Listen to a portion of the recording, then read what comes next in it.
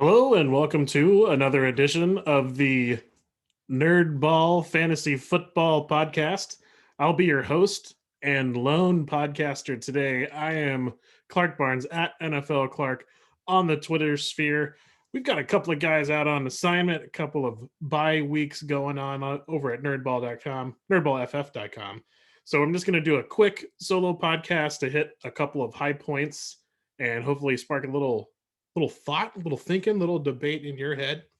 We'll start with the news. It's been an absolutely brutal year for running back injuries in the NFL. 2020 we got off light, and so super excited to take all of these running back studs early in the draft, and those top 5, top 6 running backs have just been absolutely decimated. This week again, Christian McCaffrey injured, probably done for the year. So that puts the final arrow through the old kneecap, as they used to say, in Christian McCaffrey. This is 2 really disappointing years for Christian McCaffrey. It'll be interesting to see how the fantasy community reacts to this in drafts next year. McCaffrey just absolutely killed it when he was on the field, but could not stay healthy this year. The second year in a row. We've seen Chuba Hubbard and to a lesser extent Amir Abdullah fill in for Christian McCaffrey while he's been out this year. Hubbard, if he was dropped, he's definitely worth picking up, definitely worth spending 20-30% of your free agent budget on. We're getting down towards the end of the year. There's no reason in most leagues to save your free agent acquisition budget. So Hubbard's worth going to pick up. Amir Abdullah is more of a desperation play. Abdullah has been getting a little bit more work in the passing game, and he's shown that he's still quick. But you'd have to be awfully desperate to put Abdullah in your lineup. The other, of course, gigantic running back news: Dalvin Cook re-injured his shoulder and is probably going to be out for at least a few weeks, if not the rest of the year. So Alexander Mattison should be stepping into a gigantic workload. Unlike years past, when Madison got the opportunity and failed to take advantage of it, in 2021, Madison has had some very big games with Dalvin Cook being out. So we're not going to really do a formal waiver wire segment during the show. We'll just hit on names as I go along here. And Alexander Madison, I mean, if you've been saving the money and he's out there, or if you've been saving your waiver priority and he's out there, Madison is he has that league winner swing written all over him. And this gives me an opportunity just to say, hey, there are situations in the NFL with running backs where the running back position is so valuable that perhaps locking up the handcuff is worth it. Madison, must start, must pick up. Do not let him be available in your leagues. Pretty obvious. Sucks for Cook. Cook has battled shoulder injuries for at least the past several seasons. Those injuries have a cumulative effect. Dr. Edwin Porras on Twitter has been all over this recently. It's not that Cook is necessarily injury prone, but the types of injuries that he has suffered with his shoulder for the running back are the types of injuries that have a high incidence of recurrence. So it sucks to see him go out, but hopefully you rode the highs while they were high, and maybe you handcuff Madison there. So the Saints continue their lackluster season after losing Drew Brees to retirement, but something that is a little bit spicy. Trevor Simeon did what I think a lot of people expected Trevor Simeon to do, which was be a serviceable backup that could probably get you through a couple of games. I was wrong at the beginning of the year. This year, I thought that Taysom Hill would definitely, start the season as the quarterback for the Saints, and was baffled when Sean Payton went with Jameis Winston. Winston played better than I thought that he would. He had some, he was obviously up and down before being lost for the year with a knee injury a few weeks ago. But Taysom Hill's now taken all the first team snaps in practice and is kind of slated for the starting quarterback job, at least for the next couple of weeks, or he'll at least have a shot at it. we're not really excited about any of the Saints wide receivers anyway. And so I don't think that this necessarily, hurts or hinders any of those guys. Last year, when Taysom Hill played with Michael Thomas, Taysom Hill was smart enough to understand that Michael Thomas was very good and just absolutely peppered him with targets. I would be surprised if Taysom Hill doesn't lock on to one wide receiver and just force feed him with the ball. You know, great podcasting. I know. I don't know if that'll be Traquan Smith. I don't know if that'll be, someone else for the Saints. Hopefully, Alvin Kamara will be able to come back and he'll just get a million touches until he gets hurt. I think the most reasonable, fantasy takeaway for the quarterback change in New Orleans is that Taysom Hill is valuable.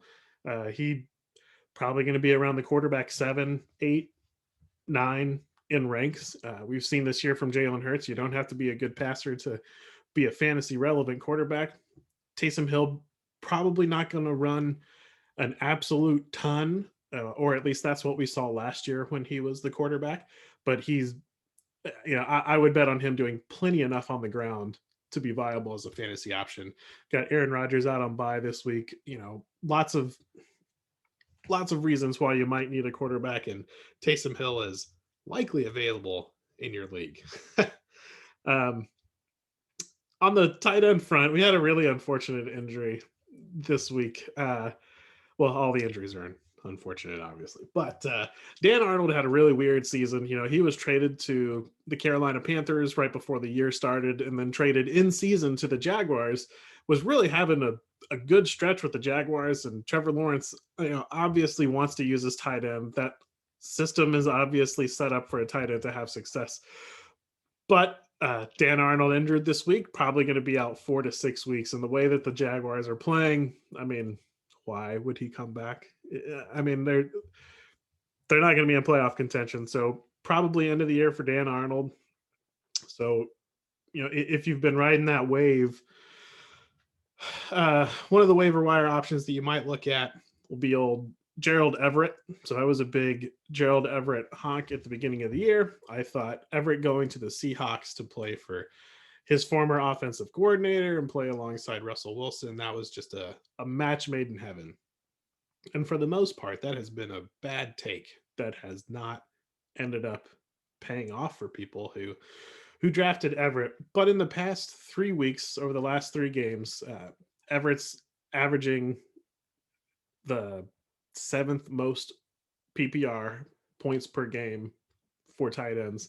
So not an exceptionally high end option, but someone who's likely available, and he's coming on later in the year, perhaps a replacement if you're trying to scramble and replace old Dan Arnold. The last thing for news that I have this week for us, and this definitely comes from this is why we can't have anything nice desk. Deebo Samuel is expected to miss, quote, some time, end quote, with a minor groin injury. This sucks. Deebo has shown the ability to just kind of do it all. He was getting snaps at running back that were super exciting, and just a lot of really great run after the catch stuff.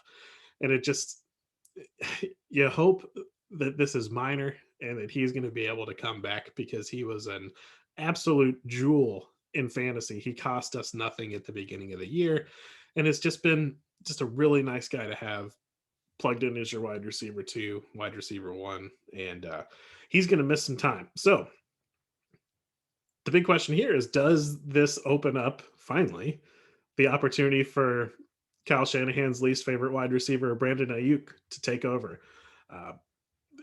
I'll be looking around in my leagues. If Ayuk's available, I'm definitely going to put a claim in for him, and I'll probably spend up 15, 20, 25% of my free agent budget for him. The Niners just manufacture offense, even though Kyle Shanahan seems to, well, he marches to the beat of his own drum, we will say. So it could be anyone or no one that breaks out for the Niners. Maybe Kyle Juszczyk gets 12 targets next week. Who knows? But Ayuk is incredibly athletic, and so I'll be doing a little Ayuk research. A forgotten man for me after being very excited for Ayuk at the beginning of the season. The next segment of the podcast, me the big takeaways for this week. And this is a little bit of just confirming my priors. So hopefully you'll forgive me, but it's a solo pod, so I get to do what I want. So the big takeaway for me is Miami's offense is pretty good. And Tua Tagovailoa is pretty good at quarterback. I feel like he got a absolute raw deal with all of the talk about Deshaun Watson getting traded to the Dolphins. And on the one hand, I understand if you have the ability to get Deshaun Watson, without all of the legal questions, I feel like you have to do that.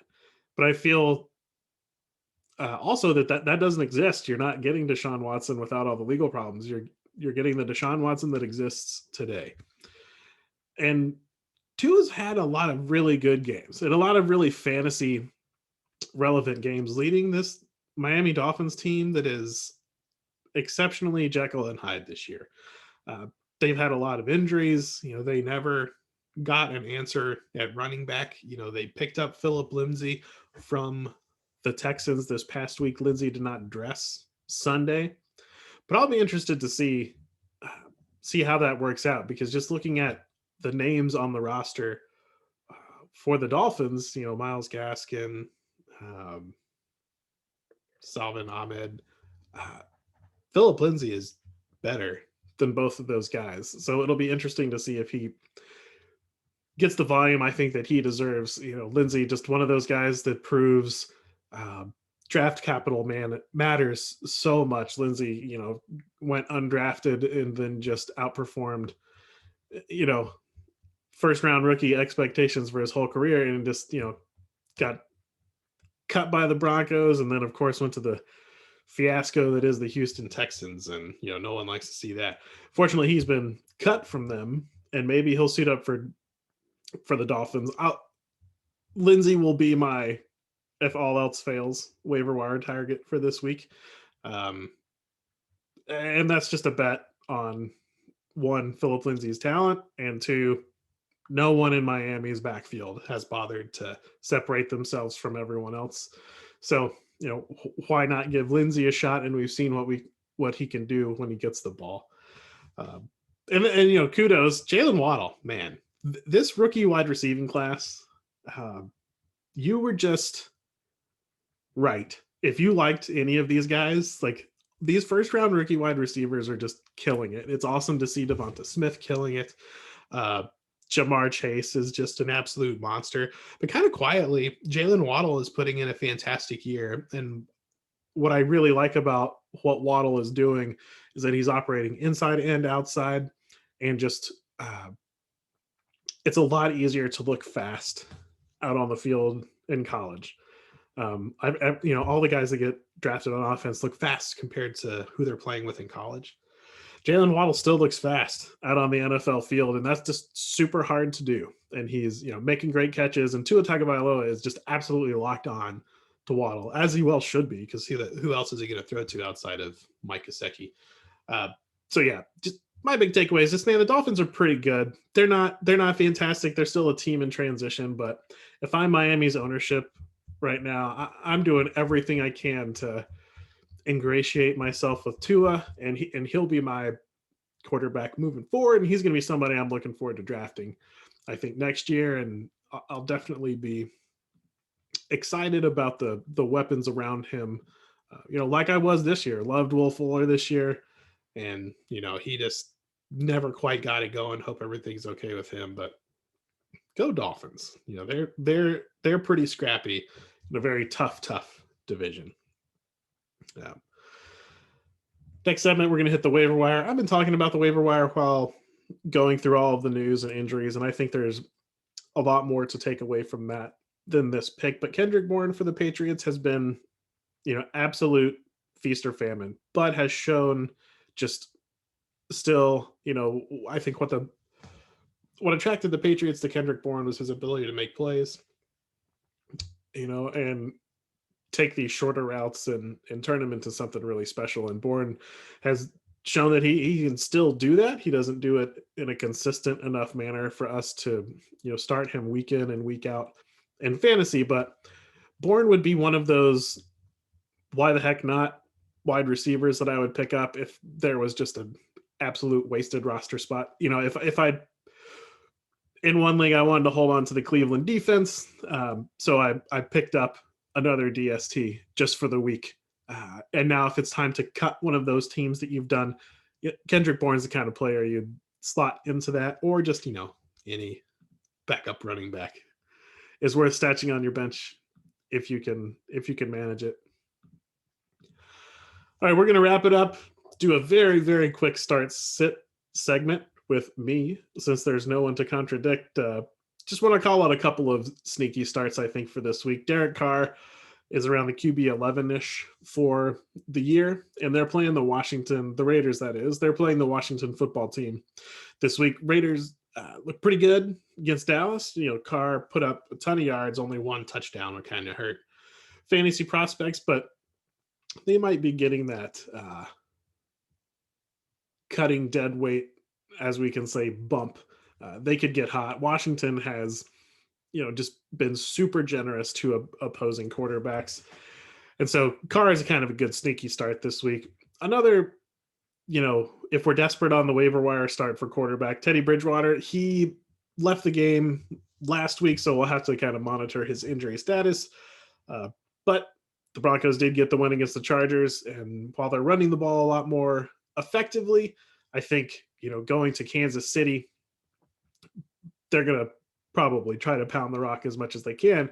I just don't see how Bridgewater gets out of there with a win if he doesn't put up, at least 250 yards and a couple of touchdowns. Maybe he could do something spicy with that. Just absolutely dominant, possibly dominant. There we go. Wide receiver core. There's just so much talent all around him that Teddy could go off. And, even though the Chiefs haven't been quite the Chiefs of yesteryear, they've still been very good. So that should be an interesting game. Bridgewater might be a worthwhile start at quarterback if you're desperate. My note for start sits for running backs is, quote, if you can still afford to sit one of your running backs, congratulations. Things are getting super thin. Giovanni Bernard is starting to sniff some lineups in some of my dynasty leagues where I've just been absolutely hammered by the injury bug. I don't know. I don't have any advice. If you want to reach out for a good start sit running back question, hit us up at NerdBallFF on the Twitter, or hit me up at NFL Clark at the old Twitter, or one of our staff writers. We'd love to talk running back with you. For wide receiver for start sit, Tim Patrick is going to be my nominee. I see the Broncos having to keep pace with the Chiefs, and the Broncos, who play anything other than running back, are a little undervalued right now.